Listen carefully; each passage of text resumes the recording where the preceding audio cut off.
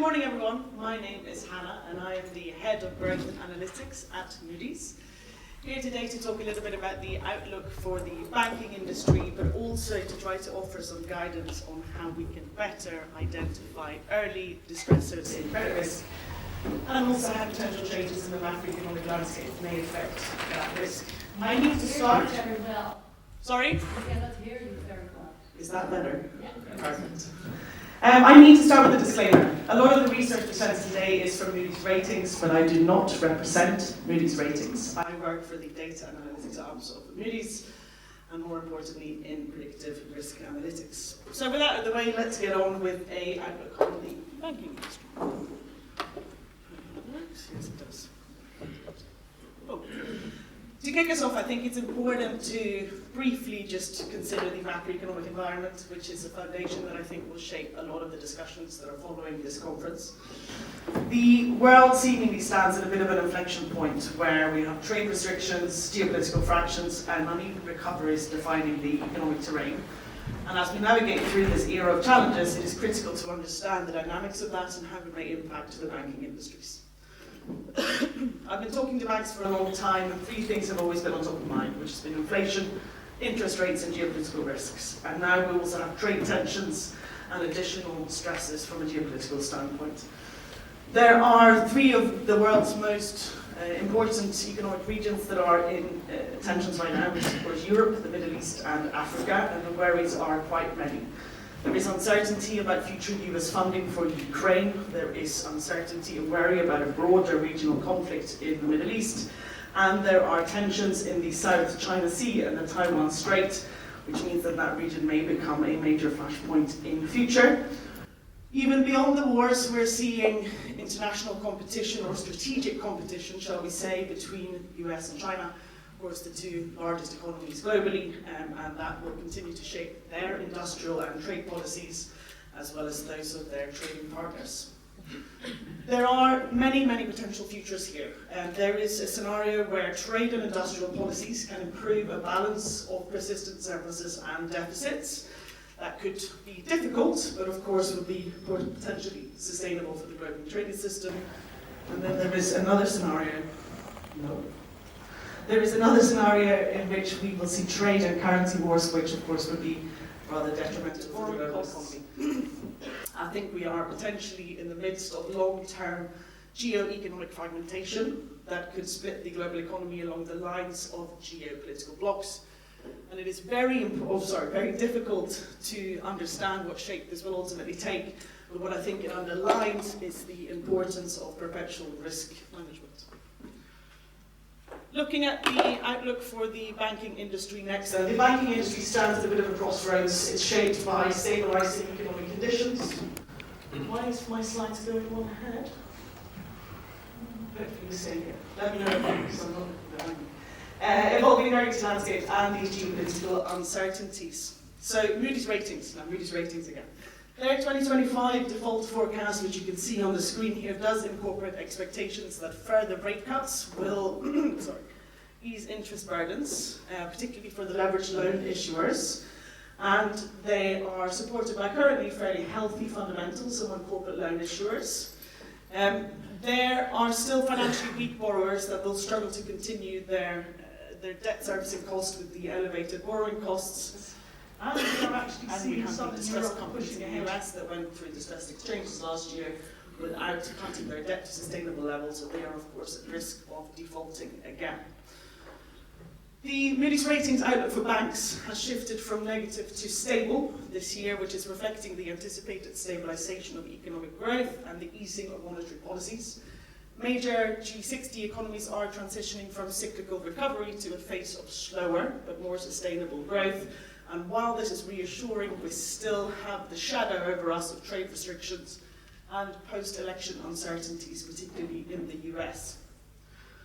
From an asset quality perspective, the interplay of lower interest rates and economic growth is a bit of a double-edged sword. So while these factors enhance your borrower's capacity to service their debt, there are still pockets of vulnerability, particularly in commercial real estate, or CRE, and in small to medium enterprises, or SMEs.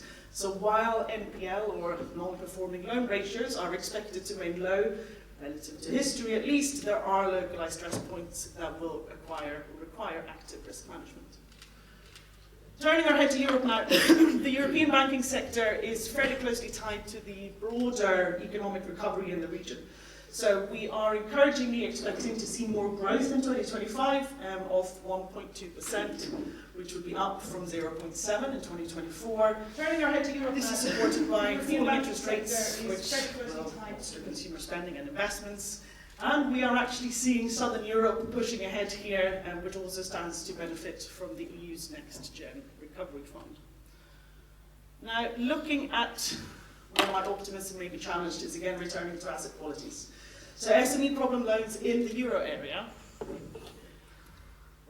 has risen to 4.6% of total loans, which is reflecting pressure from inflation, as well as increased debt servicing costs, and we're also seeing similarly strained loans in the CRE space, and corporate insolvencies are still on the rise.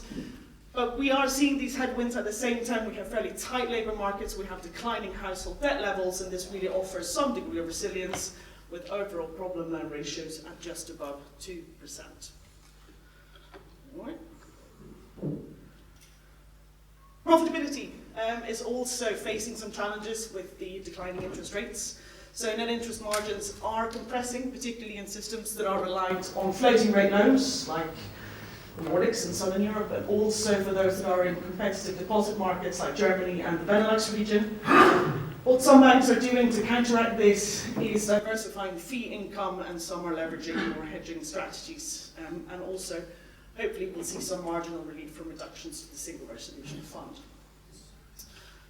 On the capital front, however, stability really prevails. So while the final Basel III requirements will increase some regulatory requirements, there is a long phase-in period, I think 2033 now is the latest I heard, and the existing buffers that banks have will actually give them adequate room to deal with this. As you can see in my slide, this is particularly true for the larger institutions in Europe that already have significant headroom above the minimum requirements. And on top of this, shareholder returns in form of buybacks and dividends are expected to persist, which reflects the continued confidence in capital adequacy. Apologies. I want to turn to the banking industry in Ukraine, which is an industry that really stands as a testament to remarkable resilience under extraordinary circumstances. Ukraine's macroeconomic profile reflects the severe strain that has been caused by the ongoing war, which has inflicted significant damages to its productive capacity and its infrastructure. But despite these challenges, decisive policy actions by the authorities has preserved macroeconomic and financial stability, which lays the grounds for, dare I say, cautious optimism.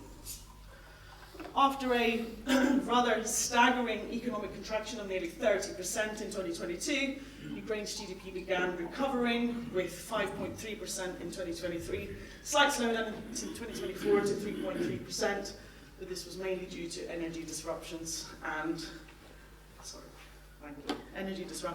labour shortages. Thanks for that. Lending in the country has shown similar growth, so there was a corporate loan rise by about 11% in 2024, and a retail rise by 25%. This supported by stabilised interest rates, but also targeted initiatives for key sectors like defence, agriculture, and energy. So, as we've already mentioned, for Europe and for the industry as a whole, asset quality remains a slight concern. While their NPL ratios have improved slightly from 37% in 2023, or the start of 2024, down to 32% in late 2024, they're still pretty high. There are reserves that are due to cover about 80% of these legacy NPLs, which is encouraging. But there is another challenge that this banking sector faces, and that's its growing resilience on sovereign debt, which accounts for about 28% of their balance sheets right now. And the interconnectedness between the government credit quality poses a risk, particularly in a scenario of prolonged conflict. On the funding side, Ukrainian banks are heavily reliant on deposits, which represents about 93% of their liabilities. And that deposit growth, coupled with high liquidity buffers, does support stability. But 26% of their net loans are denominated in foreign currencies, and there is history of foreign currency deposit challenges, which means that they still have an exposure to currency risk. The future of the Ukrainian banking sector depends on continued international support, effective policy measures, and eventual geopolitical stability. So while the banks have made notable strides in adapting to wartime conditions, the road ahead is uncertain. But as we reflect on Ukraine's astonishing resilience, I think this industry story underscores the importance of adaptability and international cooperation. It wouldn't really be about banking without talking about artificial intelligence. As a rather data-heavy industry with high IT and staffing costs, banking is uniquely positioned to benefit from AI. But the integration of AI also brings significant challenges, particularly from a regulatory and ethical perspective. I think AI has already proven its potential in streamlining operations and enhancing efficiencies. We're seeing large banks using AI for things like credit memo writing, risk assessments, fraud detection, chatbots for their clients. A good example here is the Swedish retail bank Klarna, who, at least according to their own projections, AI assistant will introduce a $40 million profit improvement. But as I said, the implementation of AI isn't without its challenges, particularly around regulatory compliance. So a lot of financial institutions still grapple with issues like data privacy, algorithmic transparency, prevention of biases in models, etc. And the EU's AI Act, for instance, really underlines the serious implications of non-compliance. So they classify credit scoring systems as high risk, and they impose fairly stringent requirements on banks who use this for things like data quality, minimizing discrimination risk, and maintaining robust traceability. And a violation of this can lead to a fine of 15 million euros, or up to 15 million euros, I should say. AI, of course, also amplifies cybersecurity risks, so while it enhances some defenses, it does create vulnerabilities against potential misuse of client data or susceptibility to algorithmic exploitation. So for banks, the successful integration of AI seemingly requires a slightly balanced approach, so leveraging its potential while also navigating the complexities of regulation. But I like to say that while the going gets tough, the tough innovate. I think it's fair to say that the critical theme cutting across Europe right now is the impact of geopolitical tensions. And really these conflicts introduce significant uncertainty in this era of exponential risk. Those dynamics are changing the supply chains, trade policies, and risk perceptions of your clients, and as such they require you to build greater resilience in your operations and risk management practices. Trying to then understand how we can identify early warnings in risk, and also how they might change on the various macroeconomic scenarios is another challenge, but it probably comes as little surprise to you that I have some suggestions. First of all, we need to understand what really builds early warning signals and what the requirements are, and ultimately this comes down to three things: good data, good models, and good rules. Starting with good models, like I said, I work primarily with statistics and English, which we have market leader for well over 10 decades. Some of you may be familiar with the old K&V model, for example. But we have over 40 different risk models that we can apply to public and private companies globally of any size and industry. And with that, of course, we also have an incredible wealth of data companies from the old K&V world. Statistics are familiar with that too. But what this allows us to do is to really build a solid framework where you can instantaneously get an idea of the early warning signals of your company.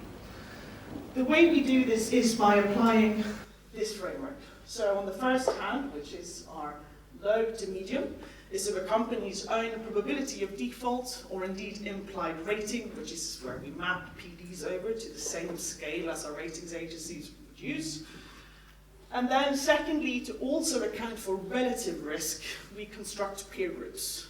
Peer groups will be dependent on company status, so publicly private, what country they're in and what industry they're in. So for example, unlisted lumber and forestry in Finland would be one peer group.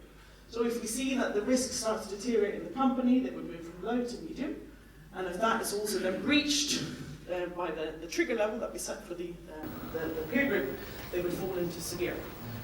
This is a pretty powerful framework. When we backtested this, we saw that the companies in severe, or out of those companies that was flagged as severe, roughly 68% have a negative credit event in the next 12 months, whether that is a downgrade or a default. But of course, I've had many discussions with bankers as well on whether past performance can be used to understand future risks. So what we needed to do is to kind of project our PDs out a bit, and that's what we called upon our very strong team of economists at Moody's. So, our economists at Moody's create monthly country-specific credit risk scenarios. You can see them here. We have some basic scenarios, some alternative economic scenarios, and some custom builds for things like ICAP stress testing. And these scenarios account for a number of things, amongst other energy prices, geopolitics, monetary policy, and labour markets. In our latest January vintage, we are also including Trump's tariff levels, which is a fairly hot topic. If that's of interest to you, let me know. We are hosting a webinar on that topic later in March. But by applying these macroeconomic scenarios, we can project risk about 3 years or so into the future. And that gives us this. So on the left-hand side, you can see is where we project, either from a point-in-time probability of default point of view, or an implied rating point of view, how we believe the risk might move over the next few years. And if we want to also include that relative risk measure that I mentioned earlier, we look to our early warning signals, which can then project the company's risk out in time. Now, I am certainly guilty of being slightly isolated in a risk mitigation thinking standpoint, but this can also be used for portfolio optimization, for RWA, for example, or indeed to identify business growth opportunities. For the purpose of today, I actually took the liberty of taking about 2,000 banks in the EU and ran them through 2 of our scenarios. So we have our current conditions here. I should explain what you're looking at. You're looking at the percentage of banks from the sample that are falling into high or severe risk. So don't get too stressed if your country's a different colour. But basically, the 2 scenarios that I ran it through is baseline and downside. To give you some idea, which is important, on how these differ. So the baseline scenario assumes a continuation of recent economic trends with moderate growth, easing inflation, fairly stable geopolitical values. S4, on the other hand, is really indulging second line of risk because that assumes a severe downturn driven by increased geopolitical conflicts, deep recessions due to tariffs, and extreme risk aversion, which leads to a collapse in business investments and consumer confidence. As you can see, in the baseline scenario, which is on the top right there, things remain largely unchanged. So that is very good to see that the banking system is stable. Under our most extreme scenario, we will see some deterioration across Spain, Hungary, and Britain, as well as worsening conditions in Poland and Ireland. But before you get too stressed about this, I want to remind you that our S4 scenario, for that particular scenario, there is a 96% chance that the economy will perform better. So this should be as bad as it gets, and we hope that it doesn't get there. To conclude then, the European and indeed the global banking sector faces a slightly dual mandate. It needs to navigate near-term pressures, but it also needs to position itself for long-term stability and sustainability. For Europe, this means leveraging economic recovery to address asset quality challenges and innovation in profitability models. And for Ukraine, it is about supporting a fragile but determined recovery through coordinated international efforts. So while the road ahead is indeed complex, it is also rich with opportunity. Thank you.